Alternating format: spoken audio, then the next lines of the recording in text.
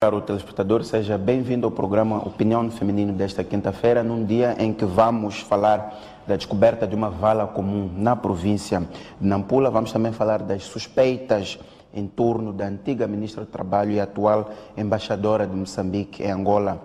Suspeitas essas têm a ver com a corrupção e, neste caso em particular, estamos a falar de Helena Taipo, e também vamos abordar um tema que marca a atualidade nacional, que tem a ver com o aumento de taxas. Relativamente a este ponto ligado ao aumento de taxas, vamos olhar sobretudo para três perspectivas, nomeadamente a forma de financiamento das instituições do Estado, considerando a dispersão de taxas e o seu aumento ao nível de várias instituições, desde já o INATER, mas houve aumento ao nível também dos registros notariados, do gabinete de informação, conforme acompanhamos, e também ao nível da migração. Vamos também discutir a razoabilidade destes aumentos, nomeadamente deste aumento das taxas, só para termos uma ideia. Um exame para obtenção de uma carta de condução passou de 100 meticais, passou de 100 meticais, para 2.185 meticais, um aumento de mais ou menos 2.000%, entre outras taxas, como também a obtenção de um livrete que subiu de 88 meticais para 1.850 meticais. Muito bem, o Opinião no Feminino, a partir de hoje, passa a ter um novo formato. Passaremos a contar com convidados provenientes das 9 províncias do país, excluindo a província de Maputo e cidade de Maputo. Ao trazer estas vozes de fora de Maputo, pretendemos alargar a opinião sobre os temas da nossa sociedade e ampliar também o espaço de análise. Começo desde já por apresentar a nossa primeira convidada desta ronda de programa. Opinião do Feminino vem de Inhambane, chama-se Hortência Rafael da Conceição, é representante do Fórum Mulher, é ativista social. Muito boa noite e seja muito bem-vinda ao nosso programa 2. Boa noite. Boa noite à STV, boa noite aos telespectadores da televisão. Vamos daqui a nada ouvir as suas contribuições relativamente aos vários temas que temos aqui. Écita, hoje começo por si e vamos mesmo a Nampula. Esta situação das valas comuns, foram descobertos 7 corpos, dos quais 5 homens, 2 mulheres. Calcula-se que são pessoas com mais ou menos 21 a 35 anos de idade. Há uma equipe multissetorial para tentar averiguar as razões em que circunstâncias essas pessoas terão perdido a vida e terão ido parar numa vala comum. Qual é a sua opinião, a sua análise relativamente a esta situação que acompanhamos na província de Nampula? Boa noite, município. Quero cumprimentar também os nossos telespectadores e desejar boas-vindas aqui à colega Hortência. Boa noite para Fátima.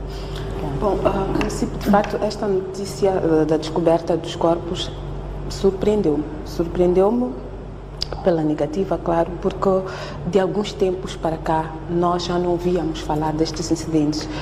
Lembro-me que durante o período de vigência dos conflitos, era de tempos em tempos éramos bombardeados com descoberta de mais um corpo aqui, suspeita de existência de valas comuns, e conseguíamos, com muito esforço, claro, mas sempre procurávamos enquadrar isto no âmbito da animosidade que se vivia. Ultimamente estamos a viver períodos de relativa calmia. Muito recentemente tivemos um período eleitoral e que se pressupunha que fosse um momento de paz, que fosse um momento onde as pessoas pudessem confraternizar, a convivência pudesse ser arrastada o máximo possível para a pacífica. Portanto, aparecer esta notícia de existência de 7 corpos, dentre os quais de 2 mulheres, que ninguém sabe dizer quem são. Eu pude acompanhar através da vossa reportagem os populares, as pessoas que denunciaram, não conseguiram reconhecer nenhuma das 7 pessoas, o que a priori demonstra que não serem pessoas, portanto, da zona ou das redondezas, eventualmente. Ou os corpos estavam deteriorados a um ponto em que não era possível reconhecer, pelo menos a olho nu. É uma hipótese, até porque dizem também que estavam todos eles completamente nus, portanto não havia roupas ou quaisquer outros objetos que pudessem de alguma forma facilitar esta identificação. Portanto, isto para mim mostra o que é que está a acontecer e onde foram encontrados. Portanto, não me ocorreu nada, ou pelo menos não tive informação, não me apercebi de nenhum evento extraordinário naquela zona. Portanto, não sei sequer o que é que poderia levar, quem são estes mortos, o que é que aconteceu, quem são as pessoas por detrás. Portanto, são perguntas que eu espero que esta equipa setorial consiga nos trazer respostas. É outro aspecto este. Portanto, os corpos foram encontrados, a população denunciou, logo a seguir foram enterrados, depois cria-se uma equipe sectorial que vai lá, desenterra. Portanto, penso que há alguma informação que já se perde, porque a perícia não creio que consiga encontrar resultados exaustivos. Portanto, o local está, de alguma forma, tão contaminado que, eventualmente, desperdice ou acaba camuflando possíveis evidências. Portanto, mas, em todo caso, espero que esta equipe consiga trazer-nos respostas, nem que não seja para que os familiares possam saber qual foi a sorte que os seus entes tiveram e poderem garantir um funeral condigno para eles, porque são seres humanos e penso que merecem todo o respeito. Bem, Hortência, quero ouvir também a sua opinião. Como é que vê esta situação da descoberta de uma vala comum em Nampula? Esta descoberta de vala comum em Nampula põe a nós todos numa situação, quer dizer, de medo, né? Porque eu penso que depois de ter se denunciado, era da responsabilidade, né? do governo, né? Podemos dizer assim, procurar saber o que terá acontecido. E o de mais estranho também, será que aqueles corpos ou aqueles indivíduos não tinham familiares naquela zona, porque poderiam aparecer e procurarem saber, né? Ou dizerem que, olha, o meu familiar saiu de casa no dia X e até que ainda não veio, mas não se diz nada. E o povo todo, né, está à espera que se diga alguma coisa, né? O que terá acontecido com eles. Então, isso aí assusta-nos todos, porque foi-lhes tirado os seus direitos, né? O direito à vida é um direito consagrado para nós todos. Então, não é nada agradável, assusta-nos todos. É importante que quem é do direito procure saber o que terá acontecido. Muito bem. Fátima, subscreve esta ideia de que o mais importante aqui é esclarecer o que aconteceu com esta gente, como é que morreram e, especialmente, como é que foram parar numa vala comum. Muito obrigada, Mucipo. Queria saudar aos caríssimos telespectadores e dar as boas-vindas à Hortência e à colega Écita, a dizer que, sim, eu concordo, de facto, que a preocupação deve ser claramente de esclarecer as circunstâncias em que estas pessoas morreram, quem é que elas são, porque até a altura em que elas foram previamente, foram enterradas e depois desenterradas para a perícia, se podemos assim dizer, não se sabia quem eram aquelas pessoas. Então acho que é muito importante. Aqui é preciso chamar a atenção que não é o primeiro caso que nós registramos de corpos que aparecem ou que são encontrados sem vida e sem identificação, portanto que não se sabe quem são, e se toma imediatamente uma decisão de enterrar estas pessoas e depois é que se chama a medicina legal para vir fazer a devida autópsia. Numa situação em que a situação toda, ou todos os elementos importantes para a clarificação da situação, identificação das pessoas já esteja comprometida. Então eu acho que aqui é muito importante que, como país, tenhamos regras sobre como tratar situações como estas, sob pena de estarmos a permitir que pessoas tenham um enterro não condigno, que os seus entes queridos não tenham a oportunidade, portanto, de se despedir dessas mesmas pessoas e oferecer a estas pessoas um ritual tradicional que as suas próprias famílias têm. Então, eu acho que é preciso que haja coordenação institucional. Eu entendo que as comunidades, elas são acolhedoras, quando encontram situações destas, informam as autoridades, imediatamente querem criar condições para que aquele espectro que se cria pela morte destas pessoas desapareça, mas há regras. Não se pode enterrar corpo de pessoas assim à toa, sem fazer a devida autópsia. Vamos imaginar que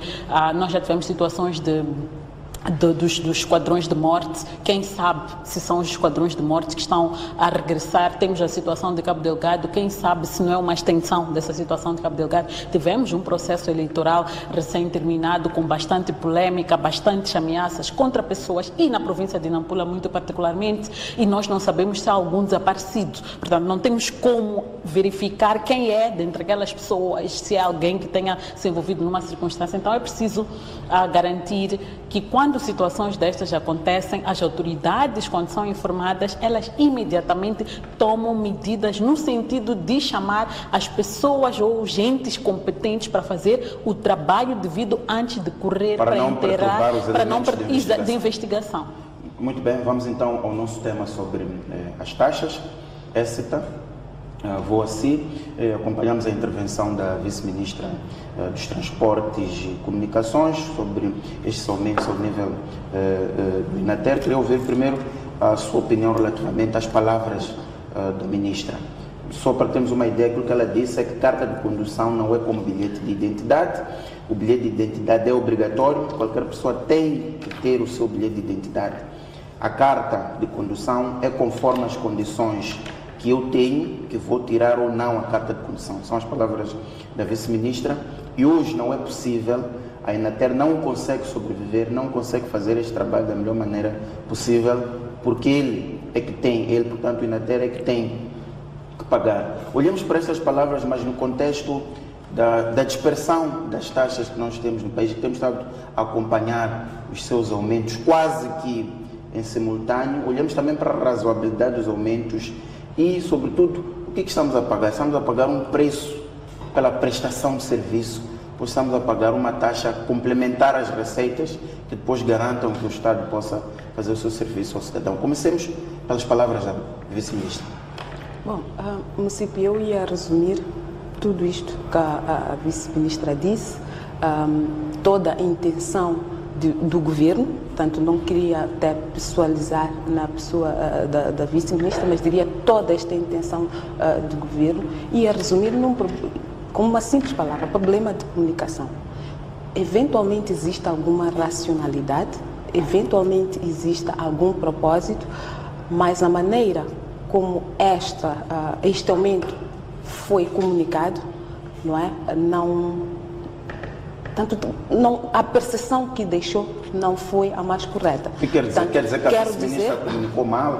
Quer dizer que desde o início, quando foi introduzida essa taxa, não houve, digamos, um processo de socialização desta decisão? O que quer dizer quando diz que houve problemas de comunicação? Quero dizer que, eventualmente, exista, por parte do governo de Moçambique, uma pretensão de sair da bonificação para uma situação em que os moçambicanos pagam o preço justo por qualquer bem, eventualmente, porque não tenho propriedade, não tenho informação para sustentar.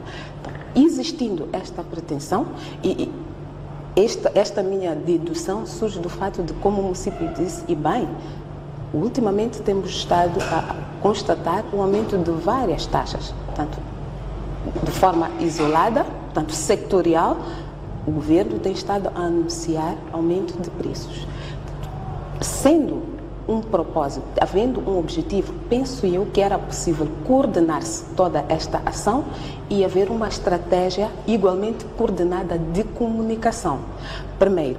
Segundo, é que era possível também, e temos uma experiência do caso dos combustíveis, não é? Em que, ao invés de 7 meses depois haver um aumento de preço, hoje é gradual. Portanto, de forma periódica, são feitos anúncios de aumento ou redução. Portanto, isto permite também que este aumento não seja agressivo. Sair de 100 meticais para 2.000 é agressivo. Desprograma qualquer orçamento que exista. Portanto, poderia-se aqui fazer um exercício de comunicar, primeiro, a pretensão e, segundo, fazer-se esta graduação para que estes aumentos mesmo não deixariam de ser pesados, não deixariam de causar algum desconforto, mas pelo menos poder-se perceber o que é que está por detrás e, por essa via, perceber-se a razoabilidade. E aí, eventualmente, a nossa discussão seria outra. Se é preço que nós pagamos por determinado serviço, porque o Estado devia garantir e providenciar. Aliás, a própria vice-ministra disse, na sua comunicação, separou aqui dois produtos ou dois bens e dois tipos de preço, que seria a carta de condução, que nos dizer da adquire quem pode, e do BI, que é obrigatório, que todos nós devíamos ter. Portanto, o seu custo tem que se enquadrar naquilo que é o custo social. Portanto, eventualmente, havendo essa comunicação, esta estratégia para informar, estaríamos agora a discutir qual seria o papel do Estado e se faz sentido que bens e serviços providenciados pelo Estado possam ter esta componente que deixa de ser taxa e assume-se como preço. Porque quando nós dizemos que o Estado não está em condições de suportar determinado custo, estamos aqui a falar de um preço.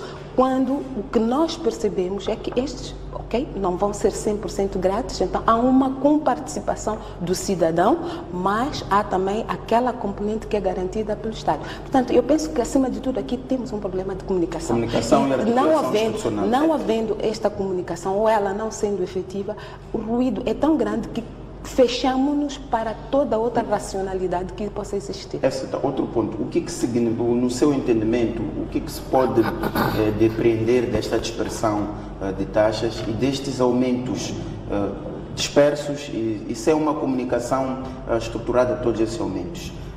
O Inater decidiu, aumentou, o Gabinfo decidiu, aumentou, os registros de notariados também decidiram aumentar, taxas que, no fim das contas, incidem sobre o mesmo cidadão. O que indicia? As taxas, por exemplo, do Inater ficaram muito tempo congeladas e aparece este aumento estrondoso de 400%, 2.000%. Isto não significa que o Estado está a enfrentar problemas financeiros graves e a forma de os resolver é imputar o pagamento da sobrevivência das próprias instituições do Estado ao cidadão? Sim, é uma alternativa, como disse, na ausência do que é que está por detrás de todos esses aumentos, porque eles estão a ser feitos de forma sectorial, que acho que também aqui poderia fazer melhor. Ao invés deste governo dizer Ministério dos Transportes, através do Inater, através das suas taxas, ir aos serviços de notariado, poderia, havendo esta necessidade, constatando-se que a maior parte dos bens destes serviços estão a ser comercializados, podemos chamar assim, a tarifas muito bonificadas, e havendo necessidade de retirar esta parte subsidiada, poderia fazer uma estratégia integrada, em que o próprio governo sentava e dizia quais são estas taxas, arrolava todas elas e encontrava um meio termo, não é? De modo a que não aparecesse hoje o Gabinfo, amanhã o Inater, depois de amanhã os serviços de notariado, porque, como disse bem, todos estes serviços demandam uma única entidade, que é o cidadão. Se um indivíduo quer tirar excluindo o Gabinfo, né? Porque as taxas do Gabinfo são para as empresas. Porque estas empresas depois terão que aumentar os seus serviços de publicidade e acabam recaindo. Portanto, é um ciclo que, no final do dia, recai sobre as pessoas. Mesmo as empresas têm por detrás de si pessoas, não é? Então, penso que é possível, ou seria o ideal, seria que esta comunicação fosse integrada, que estes preços tivessem o seu aumento de forma gradual e de forma integrada. E acho que este exercício, não é, pode ainda acontecer, não é? Eventualmente há uma racionalidade que eu acredito que exista, e uma delas pode ser esta, de que o Estado, hoje, na situação em que Moçambique se encontra, tem dificuldades de continuar a garantir. Nós temos que aqui olhar para um paradoxo entre não providenciar o BI, não é? Por falta de material, por falta de insumos, e, eventualmente, quem queira poder pagar um bocado mais caro. O mesmo com as cartas de condução. Faltar-nos a carta de condução ou providenciar com um custo um bocadinho mais elevado, o que é sustentável? Eventualmente chegou-se à conclusão que vamos aumentar o preço, aqueles que precisarem vão pagar para o ter. Mas há outras componentes, inclusive a componente social que aqui foi descurada. E penso que é isto que está a criar esta onda de contestação. Estes ruídos todos. Muito bem, eu passo a palavra à Hortência Rafael da Conceição. Como é que vê esta discussão, este aumento disperso de taxas, né, ao nível das várias instituições do Estado, a questão da razoabilidade dos aumentos? Temos aqui aumentos de 400%, por exemplo, quando falamos da taxa de emissão ou renovação da carta de condução biométrica, que passa de 500 meticais para 2.500 meticais. Qual é a sua análise, a sua avaliação relativamente a este aumento de taxas? Sim, fazendo uma avaliação deste aumento de taxas, eu chego à conclusão de que o governo não teve uma reflexão mais profunda daquilo que é a realidade do moçambicano. E talvez iria começar mesmo pelo BI. Aumentou a taxa. Mesmo com a taxa antiga, temos vários, como é que se diz? Temos várias pessoas, né? Pessoas que se encontram na comunidade e não podem fazer nada por falta do BI. Eu recordo-me que nos anos passados houve uma campanha, né, para que as mulheres em especial que se encontram nas comunidades podiam ter BI para poderem ter acesso ao crédito, para poderem ter acesso ao direito de uso e aproveitamento de terra. Porque quem não tem estes documentos, por exemplo, quem não tem BI, queria dizer, não tem como aceder, né, aos outros documentos. E então, aumenta a taxa numa percentagem tão elevada como essa, o que irá acontecer? E depois, mesmo para a questão de carta de condução também, temos a mesma situação, porque a carta de condução não é luxo para ninguém, né? Algumas pessoas querem carta de condução para acederem ao emprego. Então, se não tem dinheiro para fazer a carta, o que irá acontecer? Nem emprego poderá ter e vamos ter este país cheio de pessoas desempregadas. Outra questão, se realmente foi uma coisa programada, podia ser por fases, como disse a ESTA, né? Portanto, um aumento gradual em que as pessoas, tal como acontece relativamente aos reajustes do preço do combustível. Neste momento aumenta, mas numa determinada lógica, se os preços ao nível internacional baixarem, também vão baixar. Mas era criar um cronograma de aumentos para que as pessoas pudessem estar informadas. Sim, e depois, eu recordo-me que há meses atrás andou aí no Facebook e no WhatsApp que havia aumento, né, de carta de condução, BI e outros serviços, né? Mas depois veio uma mensagem que dizia que era tudo mentira. O que acontece? Agora já veio à tona que é uma realidade, temos que enfrentar esta realidade no momento que o país encontra-se em crise financeira. Então, quer dizer, as pessoas começam a fazer análises, mas se disseram que era mentira, por que agora veio à tona? Né? E quando é que vem à tona? Também isso preocupa um pouco. E no seu entender, o que significa ou o que denunciam de alguma forma estes aumentos dispersos e quase todos em simultâneos? Lembremos-nos do caso do Gabinfo. A diretora do Gabinfo dizia que estavam a aumentar as taxas para suportar os serviços da própria instituição. Ouvimos a mesma justificação relativamente ao Inater, que o Inater não consegue sobreviver, não consegue fazer o seu trabalho da melhor maneira possível. É que onde discutimos as formas de financiamento das instituições. É o cidadão que uma instituição não conseguindo sobreviver, ele tem de financiar diretamente pela taxa, considerando que já existe um orçamento do Estado, já existem impostos que os cidadãos também pagam. Esta taxa para que serve? Serve diretamente para suportar o funcionamento das instituições do Estado. E isto é um alarme falso, né? Se realmente nós temos que custear isto para suportar despesas do Estado, é sinal de que o país está a entrar numa fase que não podemos não aceitar neste momento que estamos em crise, mas estamos à porta disso. Isso é uma crise econômica, sim, porque o Estado é que deve proteger o cidadão, não é o cidadão que deve proteger ao Estado. Então, é importante que se faça um estudo dentro do próprio Estado para ver como ultrapassar isto. Porque se voltarmos para uma situação como a que passamos já há uns anos atrás, então será tudo feito para nada, né? Hoje olhamos para o país e dizemos que, olha, demos um passo bem gigante, mas também aos poucos vamos degredindo. Bem, Fátima, qual é a sua opinião relativamente a este aumento disperso de taxas, mas essencialmente íamos para também fazermos uma análise um pouco mais profunda. O funcionamento das nossas instituições. Várias instituições do Estado têm taxas, sem uma articulação ou sem uma comunicação estruturada, como dizia a Écita, elas aumentam estas taxas. É só ver que essa do Inater vem logo seguida das taxas também do Gabinfo, e elas nunca são consensuais. Acompanhamos relativamente ao Gabinfo, que as empresas de mídia reuniram e continuam a discutir com o Estado uma forma de reduzir estas taxas, no caso do Inater também, e sobretudo porque as pessoas não discutem muito o valor da taxa, entendem que ela é necessária, mas é sobretudo a sua razoabilidade e a forma como ela aparece.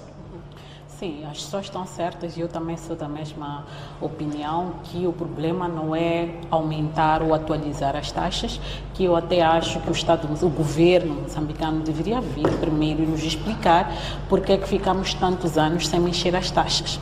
Muito provavelmente há de ser por causa daquela nossa lógica de não vamos criar confusão porque temos que nos garantir.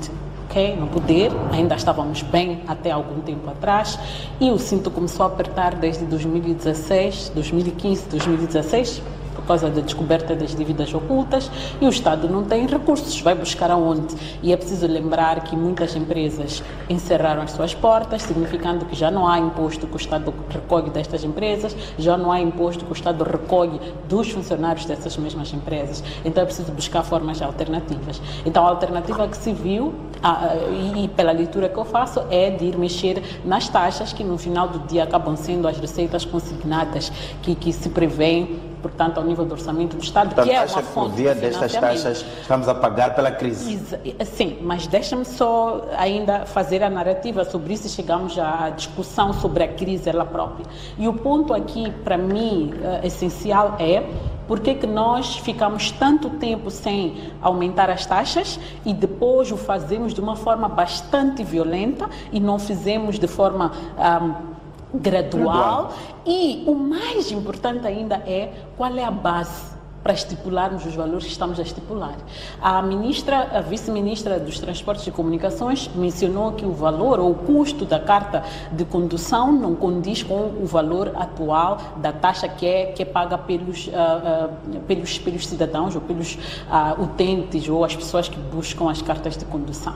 Mas em nenhum momento ela explicou-nos quais são os custos efetivos que existem para a produção dessa mesma carta e que nos leva a fixar o valor de 2.500. Eu penso que é muito importante mencionar isso, porque a carta de condução definitivamente não é um bem de luxo, não é nenhuma coisa supérflua, muito pelo contrário. Há famílias moçambicanas que pagam a escola de condução, que é um custo que o governo muito provavelmente está a ignorar no processo de aquisição da carta de condução, porque tudo começa por ir à escola de condução. E nós sabemos que hoje as cartas de condução em 2008, por aí, estava a 4.000 e qualquer coisa, hoje já estamos a 8, 10 mil meticais, se não mais. Estou a falar da cidade de Maputo, não sei qual é a situação em Inhambane, muito provavelmente há de ser mais alto ou menos, não sei qual é a situação em Nampula e por aí fora. Então, é preciso olhar para toda a cadeia primeiro e trazer o valor real. É por que eu tenho que pagar tanto por aquele documento quando eu já pago pela escola em si e depois ainda pago pelo exame. Então, eu acho que há aqui questões que têm que ser esclarecidas. Qual é o real custo? Porque eu não quero acreditar que a carta de condução valha de facto a 2.500 meticais. É preciso nos esclarecer qual é o custo, o papel, o material que se usa, quanto é que custa? O processamento no computador para captação, quanto é que custa? A impressão, tudo isso é preciso vir e de forma detalhada apresentar isto. Eu penso que enquanto não se fizer isto, não vamos ter atualizações de preços de forma astronômica, como esta, porque é preciso ver que este valor é salário de algumas pessoas para aquisição de uma carta de condução. Estamos a dizer que algumas dessas pessoas cujo salário equivale a essa carta de condução, que recebem, que estão na categoria deste tipo de salário, são pessoas que precisam mais da carta de condução. E não podemos olhar para o nosso país como um grupo de pessoas que vivem na capital, que tem um emprego, que recebe, exatamente, que trabalha nos bancos, nas multinacionais, que trabalha no governo e diretor nacional. Não, este país tem 75% da população que é pobre, que vive nas zonas rurais, e nessas zonas rurais essas pessoas tiram cartas de condução porque eles querem ser motoristas daquelas empresas que produzem ou exploram recursos minerais, que produzem açúcar, que fazem outras atividades. Então não podemos olhar para o nosso país tendo em conta Maputo, não podemos olhar o nosso país, as pessoas deste país, tendo em conta um grupo privilegiado de pessoas que foi à universidade e tem um salário de 20 mil meticais, de pessoas que trabalham no banco que tem 25 mil meticais. E é só ver para estas pessoas que têm este tipo de salário o que significam os 2.500 na estrutura do seu salário. Então eu penso que é preciso esclarecer às pessoas a que esses valores, qual é a base para estipular essas taxas, quais são os custos efetivos. Nenhum moçambicano, mesmo esses que recebem o salário mínimo, querem receber as coisas gratuitamente. As pessoas querem pagar, mas querem pagar o justo. Tem de haver alguma razoabilidade. A justeza, exatamente, a razoabilidade, a justeza, e é preciso que as pessoas sejam informadas. Então eu acho que aqui o governo tem que começar a trabalhar na comunicação. Em relação à crise. É verdade que o Estado está em crise. Nós temos que reconhecer isso. O fato de nós estávamos numa situação em que o nosso orçamento do Estado era suportado grandemente pela comunidade internacional. A comunidade internacional parou de financiar. Estamos a dizer que o nosso país entrou em crise. Muitas empresas fecharam as portas, despediram trabalhadores. A fonte de receita ou há receitas que não estão a entrar mais para o Estado. E o Estado se está a endividar ao nível da banca. É por essa via que o Estado está a sobreviver. O governador do banco já veio lançar um alerta. E a situação é crítica. Interno é crítica e o Estado tem que encontrar formas alternativas. Só que o Estado não está a dialogar conosco, como sociedade, não está a explicar-nos, moçambicanos, a situação do país é esta, vamos apertar o cinto, vamos fazer isto. E até pode ser que estes aumentos até estivessem previstos dentro daquilo que é o orçamento do Estado, mas o nosso orçamento do Estado não é transparente o suficiente que nos permita captar este tipo de mudanças. Mas o mais importante é, se temos que apertar o cinto, onde mais nós estamos a apertar esse mesmo cinto? O que encarece, o que faz com que o Estado tenha que ir buscar de forma desesperada ao bolso do cidadão que já paga tantas taxas? Taxa de lixo pagamos ao comprar energia, pagamos os impostos que são retidos na fonte de forma compulsiva, se posso assim dizer. É claro que é uma fasquia muito grande. Pagamos o IVA em tudo que consumimos. Exatamente, em tudo que consumimos. É claro que é uma fasquia muito grande dos trabalhadores que recebem, que estão abaixo dos níveis tributáveis, que não pagam imposto. Isto é um problema que a sociedade tem que discutir e resolver. Mas o ponto é, se estamos em crise e o governo está desesperado, vamos discutir de forma franca o que mais nós temos que fazer. Porque enquanto estamos a demandar muito do lado do cidadão, nós estamos a refrear, não estou a ver um esforço do lado dos beneficiários desses mesmos impostos. O que eu estou a dizer é que nós temos pessoas que estão a receber mais de 2, 3 salários. Há pessoas que são reformadas, recebem a sua reforma. Há pessoas que são reformadas, mas estão em funções, recebem salários lá. Portanto, tem uma série de coisas aqui que nós temos que resolver. Eu penso que temos que ter esta conversa, temos que ter coragem de ter esta conversa franca. No seu entender, há um déficit do diálogo relativamente à crise com a sociedade. O governo não está a dialogar com os seus cidadãos na busca de solução e não está a mostrar sacrifício por parte dos maiores beneficiários daquilo que são as receitas ou os fundos do Estado. Eu quero ouvir qual é o seu entendimento relativamente a esta ideia de que estes aumentos de taxas exatamente explicam a crise e a necessidade de financiamento destas instituições do Estado e, sobretudo, o que nós estamos a pagar. A vice-ministra, quando vem dizer que hoje não é possível, a Inater não consegue sobreviver, não consegue fazer este trabalho da melhor maneira possível porque ela tem de pagar. Então, isto quererá dizer o quê? Que estamos a comprar o serviço, não é propriamente uma taxa. E qual é o papel do Estado como este ente público e que tem como critério base a universalidade? Portanto, o Estado não pode gerir bens de luxo ou serviços de luxos para todos os cidadãos moçambicanos. Qual é o entendimento aqui, sobretudo dessas palavras da vice-ministra, quando diz que a Inater não consegue sobreviver? Ouvimos isto também relativamente ao Gabinho Família Moyano, quando dizia que para sobreviver, para conseguir fazer o seu papel, o Gabinho tem de aumentar taxas. Como é que se gera essa situação, atendendo que já existe um orçamento do Estado que aloca fundos a essas instituições? Os cidadãos já pagam impostos e além de contribuições internacionais que se recebem dos parceiros de cooperação. Sim, na minha primeira intervenção dizíamos que deve existir alguma racionalidade, deve existir uma lógica que está a orientar, portanto, estas ações do governo. O que sucede é que essa lógica não nos foi comunicada, logo não temos como percebê-lo. Portanto, podemos aqui encontrar possíveis soluções ou possíveis respostas, e uma delas é a crise. Como é que o INATER sobrevivia há uns tempos atrás? Eu diria que, se calhar, teríamos que recuperar algumas das coisas. Eu lembro que num dos programas aqui dizia assim, eventualmente nós não precisávamos da crise para perceber que é preciso fazer algumas reformas, não é? E o que é que eu quero dizer com isto? Se o INATER tem que prover determinado serviço, ele conta com pessoal, equipamento para tal. O que é que está a acontecer com este equipamento? Ou tem pessoal a mais, ou tem equipamento obsoleto.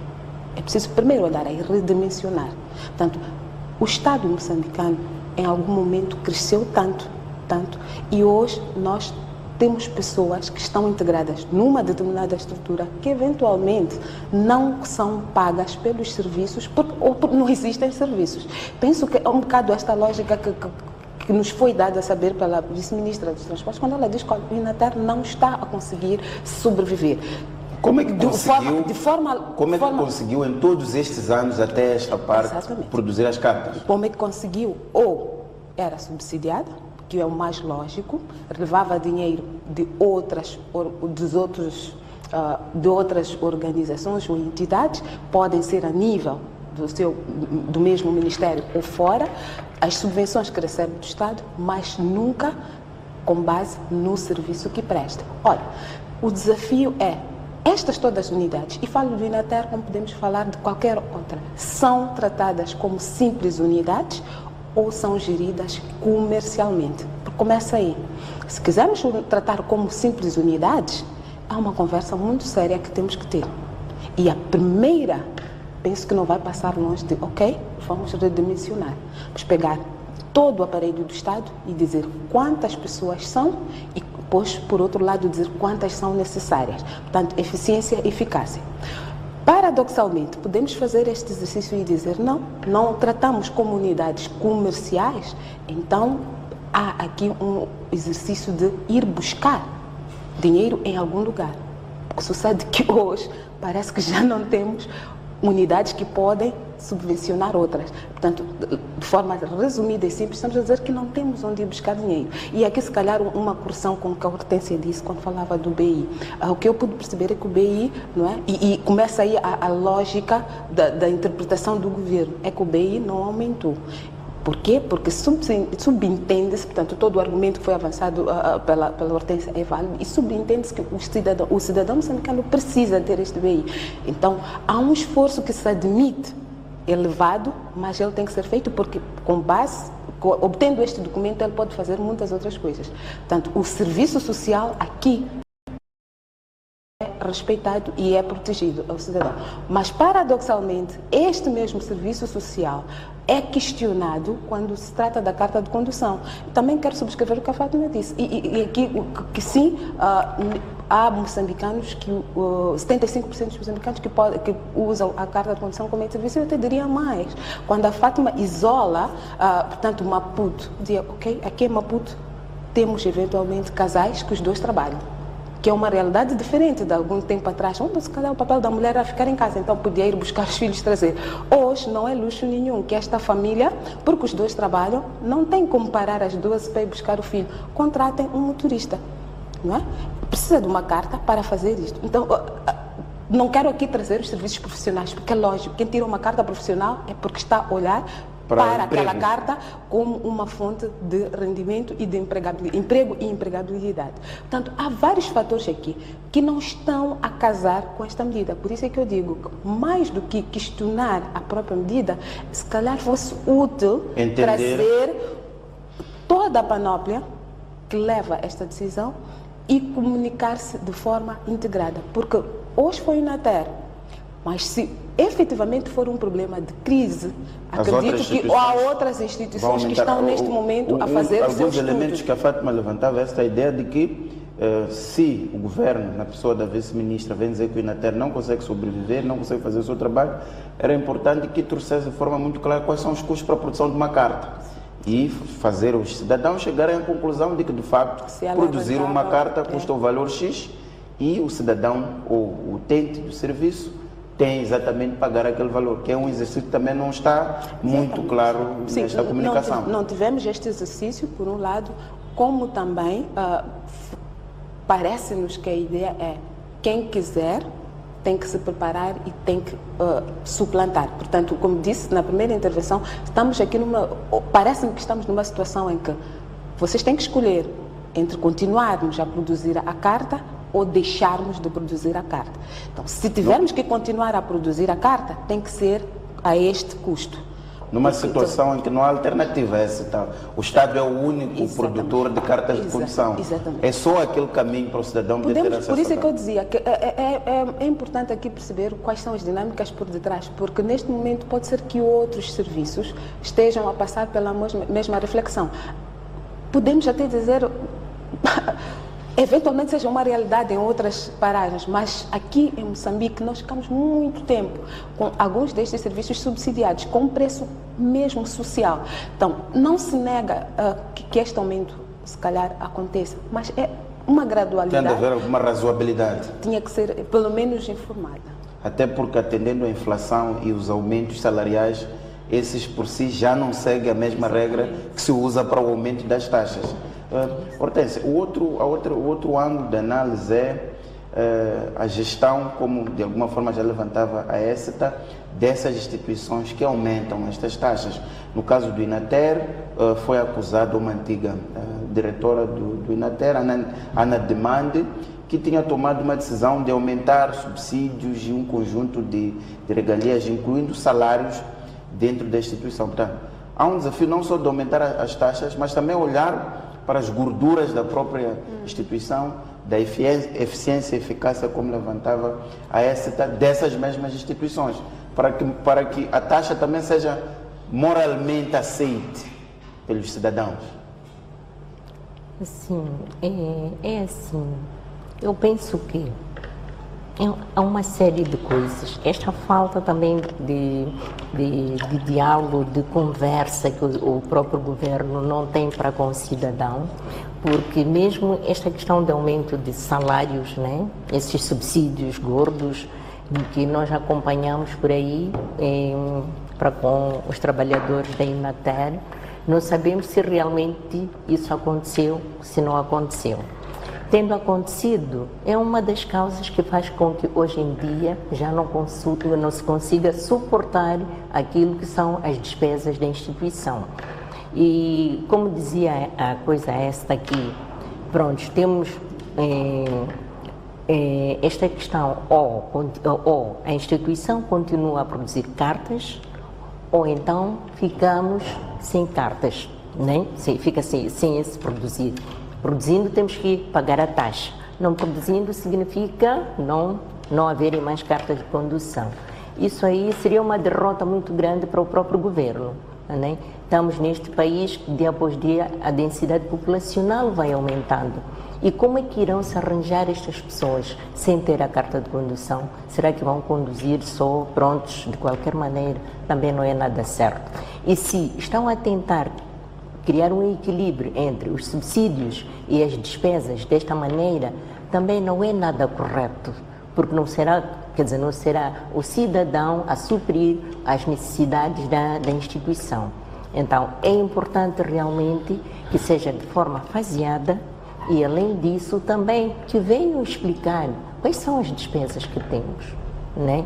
Porque, quanto custa e o que implica produzir uma carta para depois indicar-se o aumento. Sim, para evitar especulações, porque estamos a viver num mundo de especulações e não fica nada bem para o próprio governo, para o próprio Estado, né? Como disse no início, o cidadão deve ter proteção do próprio Estado. E se não há isso, então é uma violação. O Estado tem de ser igual, aliás, para todos. Sim. Eu tenho uma outra questão para si, Qual é o tratamento de uma carta de condução e um bilhete de identidade? O tratamento deve ser o mesmo. Relativamente ao BEI, há um consenso de que é um documento essencial e o Estado tem de garantir a todo custo que muito facilmente o cidadão tem. Deve a carta de condução ter o mesmo tratamento que um bilhete de identidade ou a carta de condução a carteira por custos, e como dizia a vice-ministra, a carta de condução é conforme as condições que eu tenho, que vou tirar. Portanto, é uma escolha, é uma opção minha em função dos meus rendimentos de tirar uma carta. O BEI não, é um documento de identificação. Tem o mesmo peso ou deve ser tratado com alguma diferença? É assim, nós temos que saber que somos moçambicanos, né? E estamos aqui para os moçambicanos. Eu não acredito muito que se diga que a carta de condução depende, né, da vontade da pessoa. É uma necessidade também. Porque se temos este cidadão, né, que trabalha, como disse a esta, né, temos casais que os dois trabalham, não têm tempo de saírem daqui àquela hora para ir buscar a criança na matola. Então o que fazem? Contratam um motorista. Este motorista que não tem carta de condução, como é que poderá locomover-se? Não tem como. É uma necessidade também. Pode não haver um equilíbrio total, mas há uma necessidade. É uma necessidade. E se é uma necessidade, é importante que se garanta ao cidadão que tem este documento. Exato. Sim. E o que se está a dizer, por exemplo, é que quem neste momento desempenha a função do motorista e ganha um determinado salário, se quiser fazer a renovação da sua carta, vai ter de pagar mais 2.000 meticais do que aquilo que pagava no passado. Portanto, sobe de 500 para 2.500. E conhecendo, nós tendo uma ideia daquilo que é o salário de quem desempenha a função do motorista, é um valor exorbitante para quem já está a desempenhar a função do motorista, de 500 meticais para 2.500 meticais. Sim, mesmo para quem não desempenha a função de motorista, vamos pegar na peça mais fraca na sociedade, que é o professor. Quanto é que um professor recebe? Ele fez um sacrifício para comprar a viatura. Tem a viatura, vai conduzindo e a sua carta caduca. É um professor que tem, talvez no mínimo, 3 crianças que estão na escola, algumas até estão na faculdade. Como é que poderá conseguir renovar a carta com uma taxa elevada como essa? É preciso que haja esta análise, porque não são todos que têm um salário, né, elevado ou que têm vários salários, como estava a dizer a Fátima. Então, é importante sabermos que estamos em Moçambique e somos moçambicanos, estamos a servir aos moçambicanos. Bem, Fátima, 2 perguntas. Como fazer a pergunta, Hortência, o BEI e a carta de condução têm de ter o mesmo tratamento ou o bilhete de identidade é mais importante? Por aí o Estado tem que garantir a todo custo o acesso fácil ao cidadão. A carta tem de ter custos relativamente mais altos, como vimos aqui, mas há outro desafio que é a gestão das instituições. Estamos a pagar taxas necessariamente para suportar a produção do bem específico ou estamos a pagar taxas para sustentar estas instituições que deixaram de ter recursos face ao ambiente econômico difícil que vivemos? Eu penso que o governo deve vir nos explicar bem isso. O que é que nós efetivamente estamos a pagar? Eu tenho imensas dúvidas que estaremos a pagar aquilo que é o custo da própria carta de condução. Eu acho que nós estamos a pagar com esta proposta é para pagar o custo da carta e mais muitas coisas que o orçamento do Estado, por ter ficado magro, provavelmente não vai custear. O ponto, mais uma vez, estamos em crise, vamos dialogar. Não há nenhum país que ultrapassa uma crise sem dialogar com os seus cidadãos. Eu não me lembro de ter havido na nossa sociedade um diálogo franco sobre a nossa situação econômica. Aliás, nós continuamos a viver como se fôssemos milionários. Continuamos a viver como se fôssemos milionários. Quando conseguimos retirar do orçamento do Estado recursos para comprar viaturas novas, significa que nós, de forma alguma, estamos a olhar, e viaturas de luxo, de forma alguma, estamos a olhar para a nossa situação financeira. Então, eu penso que o Estado tem que vir explicar isso, porque o governo deve vir explicar isto, porque não faz sentido algum que nós estejamos a pagar para o INATER funcionar quando o orçamento do INATER está previsto no orçamento do Estado. Então é preciso que nos venham dizer que aquele orçamento que está ali previsto, ele não é suficiente para pagar salários e para permitir o pagamento de salários até ao final, garantir o funcionamento, estamos a dizer pagar água, luz e outras necessidades, precisamos de valores adicionais. E depois dizer, para produzir a carta de condução também temos este custo e neste custo, portanto, estamos a indexar todos os outros custos do funcionamento do Inatel. Eu penso que é importantíssimo que o governo venha e explique isto à sociedade. O segundo aspecto que coloca, eu iria colocar a questão de uma outra forma. Quando o relatório anual do Banco de Moçambique nos diz que o setor dos transportes foi o setor que mais contribuiu para a economia deste país, estamos a dizer que os senhores que conduzem, que têm que pagar esses 2.500 a partir do dia 5 de novembro, são um grande contribuinte para a nossa economia. Então, eu acho que é preciso também começarmos a olhar um pouco por aí também. Então, eu acho que a carta de condução, por ser um serviço que é proporcionado apenas pelo Estado, não há entidade privada que nós possamos dizer, bom, eu prefiro porque a entidade privada dá uma melhor qualidade, então eu não quero do Estado, como acontece, por exemplo, ao nível do setor de educação, que a quem vai para o setor público, a quem vai para o privado, tem a opção de escolher. A carta de condução não, é um documento exclusivamente emitido pelo Estado e o Estado tem as suas obrigações para com o cidadão e é preciso lembrar que a carta de condução também é um documento de identificação. Quantas vezes não fomos ao banco e com a nossa carta de condução conseguimos levantar ou abrir uma conta ou fazer qualquer transação? Então eu penso que o bilhete de identidade, apesar, ele tem o peso, como disse bem a vice-ministra, ele é obrigatório, é um documento de identificação obrigatório, que esse mesmo Estado falha de proporcionar aos mesmos cidadãos, ok? A carta de condução é um documento importante. É um documento importante. As pessoas precisam da carta de condução. E até poderia colocar numa outra perspectiva. A vice-ministra se faz transportar por um motorista. Não é ela que conduz a viatura dela. Aquele indivíduo que conduz a viatura dela é um indivíduo que tem que condições? O indivíduo que conduz o Chapa 100, ok, vamos esquecer o Chapa 100, que é negócio privado, que conduz os TPM, os transportes públicos de Maputo, agora já não é de Moçambique, é de Maputo. É MTPM. Exatamente. Aquele condutor do Machibombo, ele tem que ir condições para ter a carta de condução. Então vamos deixar de ter discursos elitistas. Eu penso que os nossos dirigentes se devem aproximar da realidade deste país, se devem voltar a lembrar que eles são uma parte de nós, que nós só lhes damos alguns privilégios para nos representarem bem e não esquecerem de onde é que eles vêm. A carta de condução é um documento importantíssimo que se deve equiparar, sim, ao bilhete de identidade. Obviamente, o bilhete de identidade tem a sua especificidade, porque ele é o documento, aquele primordial, não é, que abre todas, que permite identificar esse cidadão, que garante todas as condições, até para ter a própria carta de condução. É preciso ter este mesmo documento. Mas a carta de condução não é, de forma nenhuma, nenhum bem supérfluo. Não estamos a falar aqui de escolher entre Toyota e escolher um Peugeot. Não, estamos a falar de um documento que é instrumento de trabalho para milhares de moçambicanos. E que o Estado é que detém um monopólio de produção. De produzir este mesmo documento. Então é preciso lembrar que é preciso dialogar com as pessoas. O serviço ao cidadão está em primeiro lugar.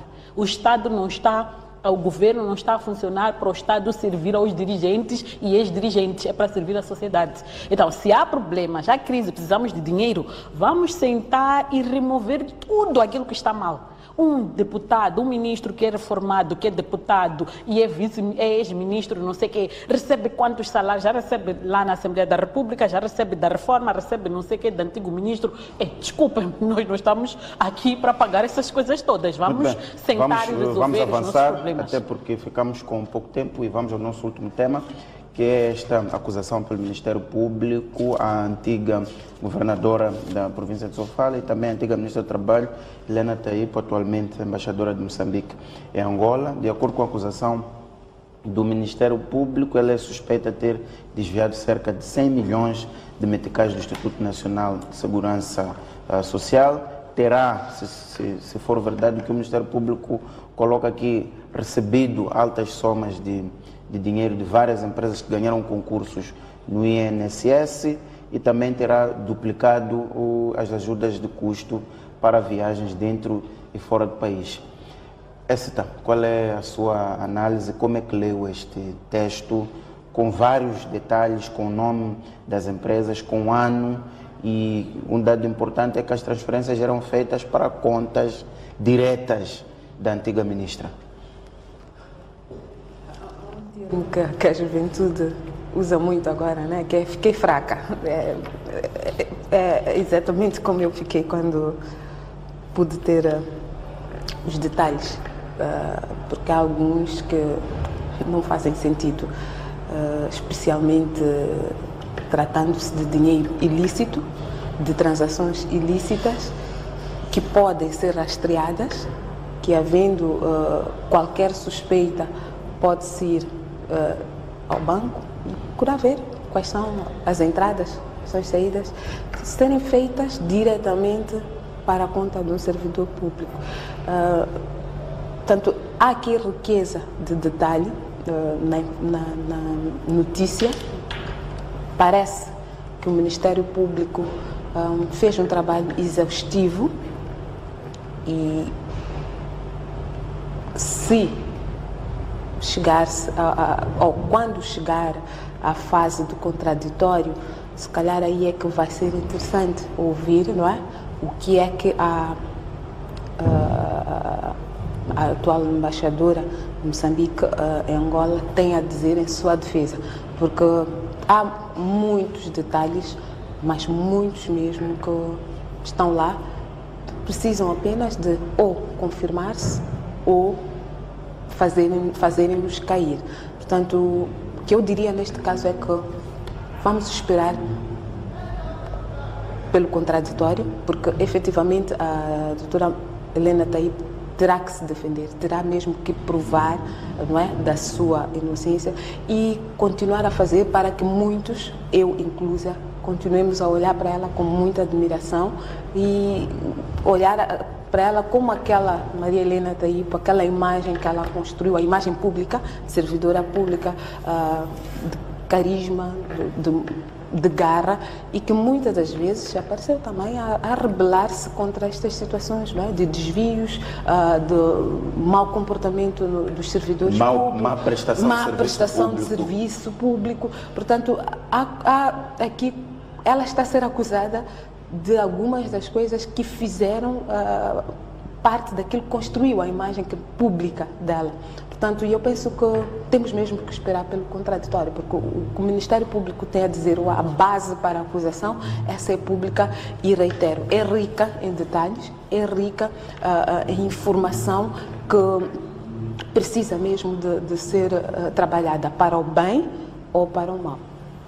Hortência, qual é a sua opinião? Só um dado que, enfim, circulou. Lembremos-nos que no ano 2010, 2011, circularam informações que não chegaram de alguma forma, pelo menos de forma oficial, à Justiça, mas de que havia uma ligação não muito clara entre a ministra do Instituto Nacional de Saúde, há mensagens que circularam da antiga ministra a fazer solicitações de valores aos diretores do Instituto Nacional de Segurança Social. Isso foi amplamente divulgado na imprensa e é parte daquilo que aparece agora neste processo. E como diz a Écita, com vários detalhes, o nome das empresas, contas bancárias pessoais que foram feitas, as transferências ou os pagamentos, se quisermos.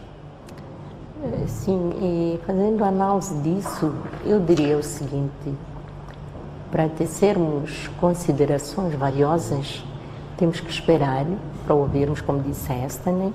Temos que esperar para ouvirmos a defesa dela, né? Porque se é que efetivamente isso aconteceu, também isso significa que não há controle no nosso país, né? Daquilo que é o movimento dos fundos de Estado. Porque realmente houve esse falso alarme há anos atrás. O que é que se fez? Será que fez-se algum trabalho de investigação para apurar a veracidade dos fatos? Ou falou-se e depois parou por aí? Então vamos esperar ela vir se defender.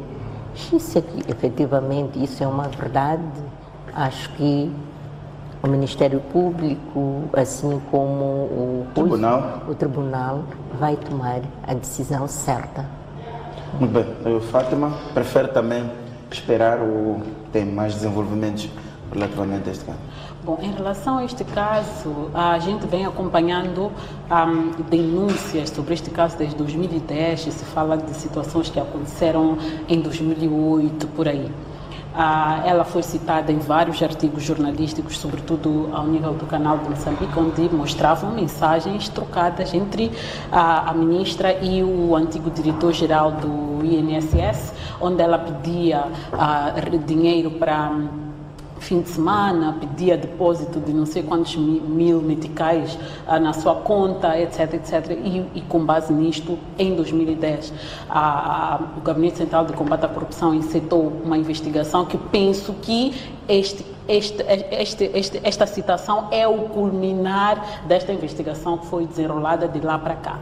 É uma pena muito grande se provar que efetivamente ela se beneficiou ilicitamente de fundos do INSS, que em algum momento ela teve um discurso muito bom de defesa deste mesmo INSS, e ela teve um discurso muito bom, um trabalho muito notável ao nível da proteção ou defesa dos interesses dos trabalhadores moçambicanos na vizinha África do Sul, e é uma pena muito grande ouvir que uma pessoa que fez coisas importantíssimas envolvida num escândalo deste, porque é um escândalo. 100 milhões de meticais é muito dinheiro, 100 milhões de meticais é pensão de milhares de moçambicanos, alguns dos quais não estão a receber neste momento, alguns dos quais estão a receber miséria, não porque não devessem receber um valor justo, mas por desconhecimento acabam sendo trapaceadas, e há vários casos desses.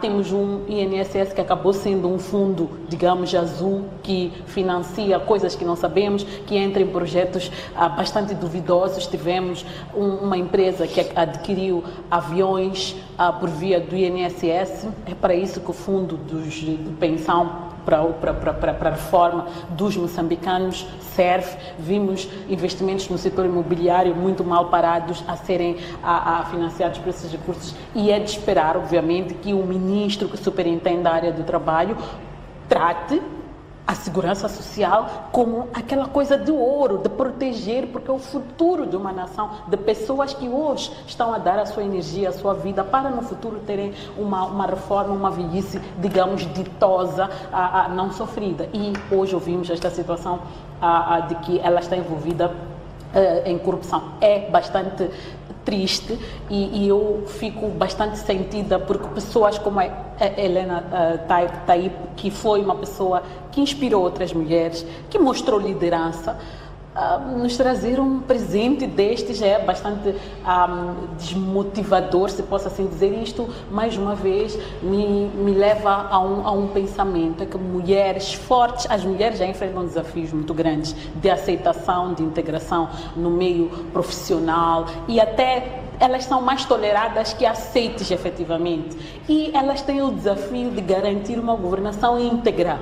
Então, mais do que entendendo que a questão da corrupção é um problema estrutural, é um problema do sistema, mas nós como mulheres, sobretudo como mulheres, temos que procurar estar longe disso, liderar pelo exemplo, sob pena de condenar futuras lideranças femininas que possam surgir, e sob pena até também de desmotivar todo um processo de construção de uma nação baseada na integridade pública.